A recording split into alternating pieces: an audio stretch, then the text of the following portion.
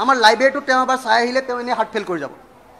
কি কিতাপ পঢ়োঁ আমি, মোৰ ৱাইফে কি কিতাপ পঢ়ে এবাৰ চাই আহিলে তেওঁ হাৰ্ট ফেইল কৰি যাব। হিমন্তই আমাৰ মুখ্যমন্ত্ৰীতকৈ মোৰ শ্ৰীমতীয়ে বেছিকৈ দৰমহা পায়।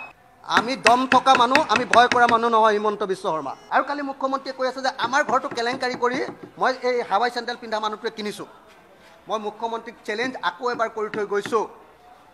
অসমৰ মুখ্যমন্ত্ৰী হিমন্ত বিশ্ব শৰ্মা ডাঙৰীয়া, মই যিটো ঘৰত থাকোঁ এই ঘৰটো মোৰ নহয়, মোৰ ৱাইফৰ ঘৰ। আৰু আপোনাক এই ঘৰটো কিনোতে যদি এটকা কেলেংকাৰী হৈছে তাৰ ওপৰত তদন্ত কৰিবৰ কাৰণে অনুৰোধ জনাইছোঁ। তদন্ত কৰি দোষী যদি হয় তেতিয়াহ'লে ঘৰটো লৈ থওক, আৰু যদি দোষী নহয়ও আপুনি বিচাৰিলে আপোনাকে ঘৰটো মই দি দিম। এচলীয়া ঘৰ এটা, 14 লোচা মাটিৰ ঘৰ এটা, গোটেই জীৱন কলেজৰ প্ৰফেচাৰ কৰি হিমন্ত বিশ্ব শৰ্মাতকৈ বেছি দৰমহা পায়। এই 14 লোচাৰ ঘৰ এটা, এচলীয়া ঘৰ এটা কিনিছোঁ, পুৰণা 60 বছৰ পুৰণি ঘৰ, বনাব পৰা নাই এইটো। 60 লোচা ঘৰ এটা কিনিছিলোঁ, সেই ঘৰটো হিমন্ত বিশ্ব শৰ্মাকে দি যাম। কিন্তু আমি সকলোৱে অভিযোগ কৰি আছোঁ যে হিমন্ত বিশ্ব শৰ্মাই তেওঁৰ আয়তকৈ অবৈধ সম্পত্তি বহুত গঢ়ি তুলিছে।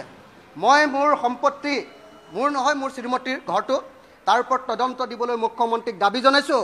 আৰু হিমন্ত বিশ্ব শৰ্মায়ো তেওঁৰ মুখ্যমন্ত্ৰী তদাৰকী কোষৰ জৰিয়তে হিমন্ত বিশ্ব শৰ্মাৰ যি স্থাবৰ অস্থাবৰ সম্পত্তি, কি বুলি কয় এইটো, আয়তকৈ সম্পত্তিৰ পৰিমাণৰ যিটো সামঞ্জস্যহীনতা, সেইটোৰ ওপৰত তদন্ত কৰিবৰ কাৰণে হিমন্ত বিশ্ব শৰ্মাই মোৰ চেলেঞ্জ গ্ৰহণ কৰক। মই হিমন্ত বিশ্ব শৰ্মাক অনুৰোধ জনাইছোঁ, ময়ো এখন চিঠি দি দিম, নহ'লে এনেই বাহিৰত কৈছোঁ বুলি ক'ব। হিমন্ত বিশ্ব শৰ্মাক আজি ময়ো এখন চিঠি দিম, আজি বা কাইলৈ, যে আমাৰ শ্ৰীমতীয়ে ৰিজাইন দি দিছে। ৰিজাইন দিবলৈ মানে ৰিজাইন দিব নোৱাৰে দেই, ৰিজাইন দিবৰ কাৰণে এপ্লিকেশ্যন দিছে, ছিষ্টেম আছে। এপ্লিকেশ্যন দিছে যে মোক আঁতৰাই দিয়ক আৰু এনকুৱাৰী কৰক। এনকুৱাৰী কৰাৰ পাছত যদি যি আমাৰ ওপৰত একশ্যন হয় সেইটো হ'ব বুলি শ্ৰীমতীয়ে লিখি দিছে। ইয়াৰ পাছত যদি কিবা সুধিবলগীয়া আছে আপোনালোকে শ্ৰীমতীক সুধি ল'ব। আৰু মই মুখ্যমন্ত্ৰীক আহ্বান জনাইছোঁ যে ময়ো এখন চিঠি দিম, আমাৰ শ্ৰীমতীৰ চাকৰিটোৰ ওপৰত এনকুৱাৰী কৰক, শ্ৰীমতীৰ চাকৰিটোৰ ওপৰত।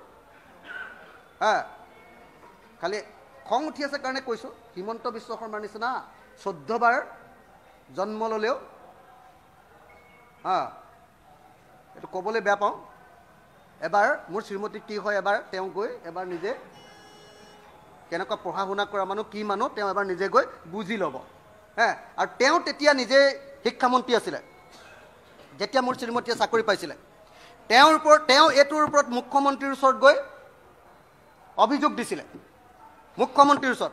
মুখ্যমন্ত্ৰীয়ে এপইণ্টমেণ্ট লোৱাৰ আগত এনকুৱাৰী কৰিছিলে তৰুণ গগৈ। এনকুৱাৰী কৰি দেখিলে যে তাত এইজনীটো ডিগ্ৰীটো মানে ফাৰ্ষ্ট ক্লাছ ফাৰ্ষ্ট, মানে কি কয়, গ'ল্ড মেডেলিষ্ট। আমাৰ গোটেই ডিব্ৰুগড় ইউনিভাৰ্চিটি আৰ্টছৰ ভিতৰত তেওঁৰ ডিগ্ৰীত গ'ল্ড মেডেলিষ্ট আছিলে, গ'ল্ড মেডেলিষ্ট, গোটেই আৰ্টছৰ ভিতৰত ফাৰ্ষ্ট। আৰু গুৱাহাটী ইউনিভাৰ্চিটিত MA গোটেই আৰ্টছৰ ছেকশ্যনটোৰ ভিতৰত ফাৰ্ষ্ট আছিলে, গ'ল্ড মেডেলিষ্ট। হিমন্ত বিশ্ব শৰ্মাই শুনি পাইছেনে নাই, গম খবৰ লৈ ল'লে হ'ল।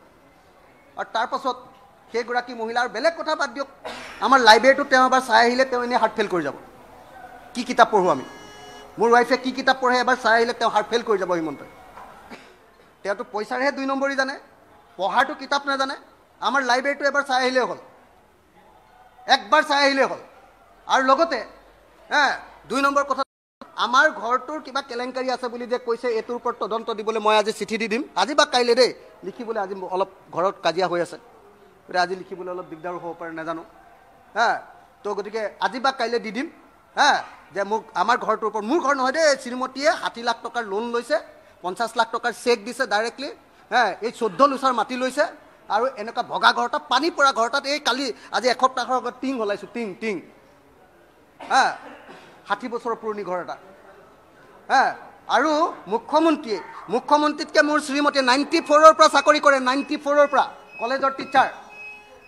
আমাৰ মুখ্যমন্ত্ৰীতকৈ মোৰ শ্ৰীমতীয়ে বেছিকৈ দৰমহা পায়, আৰু আমি ইমান দৰমহা পোৱাৰ পাছতো, এতিয়াতো ময়ো এটা পাওঁ, বাদ দিয়ক, ইমান দৰমহা পোৱাৰ পাছতো আমাৰ এচলীয়া ঘৰ এটা আছে।